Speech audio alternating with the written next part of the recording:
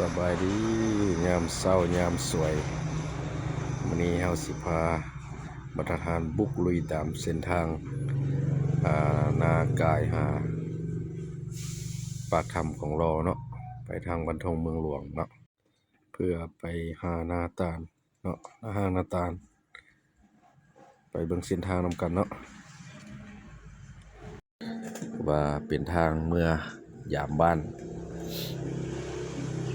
พารามียเนาะก็เป็นทางสายภู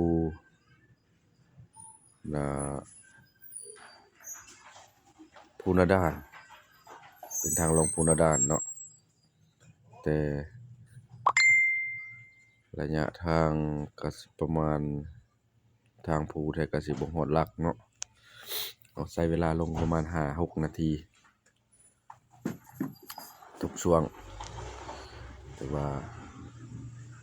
เป็นทางเด่นทางที่พุ่นยามมีรถเที่ยวหลายยามฝนเหนียวอย่างยากหน่อยนึงเด้อ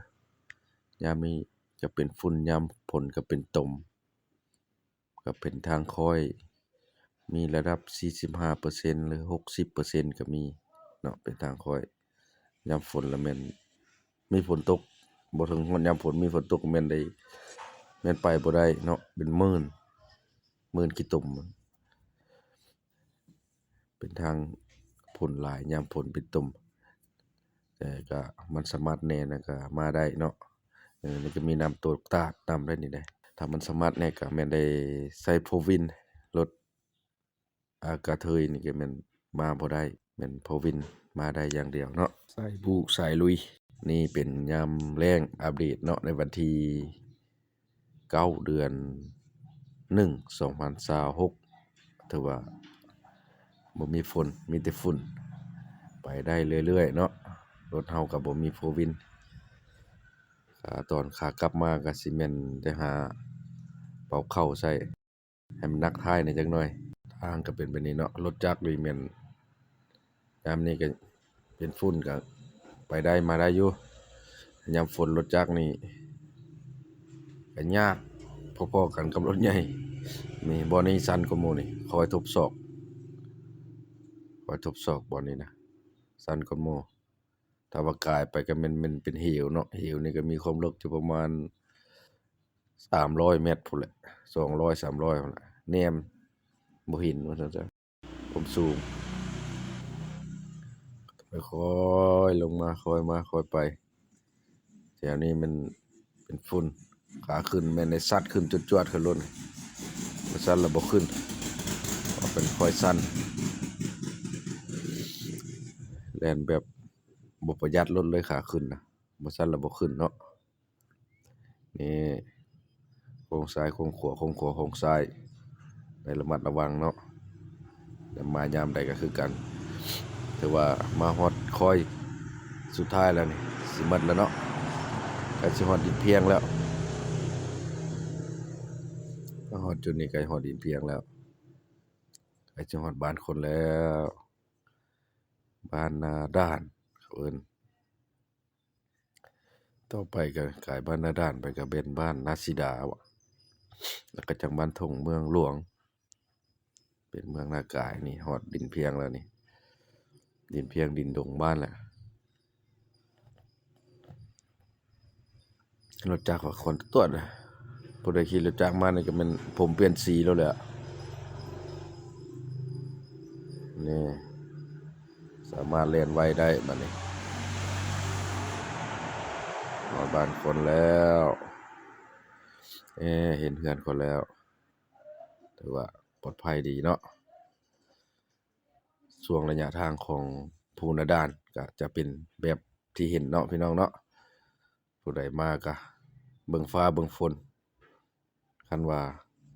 บ่มีฟ้าบ่มีฝนมาได้สบายเดี๋ยวนี้เพิ่นกำลังปรับปรุงเฮ็ดเส้นทางเพิ่นสิลงยางเด้อ2026 2027เนาะโครงการเพิ่น2 ปีก่อสร้างทางระหว่างเมืองนากายมาหาบ้านทงเมืองหลวงนาตาลกองรอพุ่นแหละไปแซ่ปากถ้ำเนาะ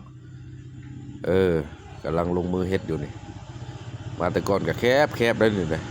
ทางนี่นะพอจะลมรถนี่มันบุกเบิกไปละกว้างแล้วบัดนี้นะ กวางแล้วลีกก็ได้มา3คันพุ่นน่ะพุ่นว่ากระโดดเราบ่ได้มาหากะมาเลยเห็นเพิ่นเฮ็ดทางคักแล้วบัดนี้แต่ก่อนใน2ว่านปานนั้นแหละอยู่นี่นะเฮ็ดนี่ก็ภูน้อยขึ้นไปขึ้นไปเออโอ้คักแล้วคักแล้วทางคักแล้วเป็นทางใหญ่เลยนี่เพิ่นตัดภูเลยพุ่นน่ะนี่เฮาก็มาเจอเพิ่นกำลังตัดภูน้อยภูตามกลางบ้านนี่เพราะว่าเป็นพื้นที่ยังบ่แม่นราบเพียงนี่มานี่โอ้เพิ่นเอาดินมาใส่นี่เอาก็ไปเรื่อยๆเพิ่นจงทางไว้ให้เฮาอยู่เนาะไปรถจักรคันนี้เพิ่นก็แล่นนำหน้าเฮาตั้งแต่กลางภูเฮาก็บ่กล้าแซงย้านเพิ่นกินฝุ่นเนาะย่านขี้ฝุ่นถึกเพิ่นก็ให้เพิ่นไปก่อนค่อยไปค่อยมาเพิ่นก็สปีดเต็มที่เพิ่นว่าย้านรถเฮาแซงเฮาก็บ่แซงดอกค่อยไปสิแม่นทีมงานนั่นไอ้น้องทีมงาน Unitel เนาะซึ่งเบิ่งเสื้อเบิ่งส่งเพิ่นไปกวดกาทางสัญญาณเครือข่ายบริการไอ้น้องทางเขตลุ่มแน่แถวนี้เพิ่นเกตเรียบร้อยลงเรียบร้อยเฮ็ดส่ำนี้แล้วมันก็เหลือแต่ลงเบสคอตตินี่เนาะ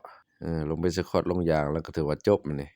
ทางบ้านนาดานถือว่าเพียงไปเลยบัดนี้เนาะจนฮอดปากถ้ำของรอทางเมืองนากายเนาะเป็นเพียงเป็นเมฆไปเลยได้ทางยางแล้วก็บ่มีฝุ่นเนาะพี่น้องเนาะเอามาฮอดนี้ทางมือกล้องเฮาก็สิได้สปีดรถได้บัดนี้เนาะฮอดทางสบายแล้วคลิปเฮาเอาส่ำนี้ก่อนเนาะก็ขอให้ทุกท่านสุขภาพแข็งแรงสุขมันร่ำรวยฝากซ่องมือฝากไม้นี่เด้อเสียงยังบ่ใสปานใด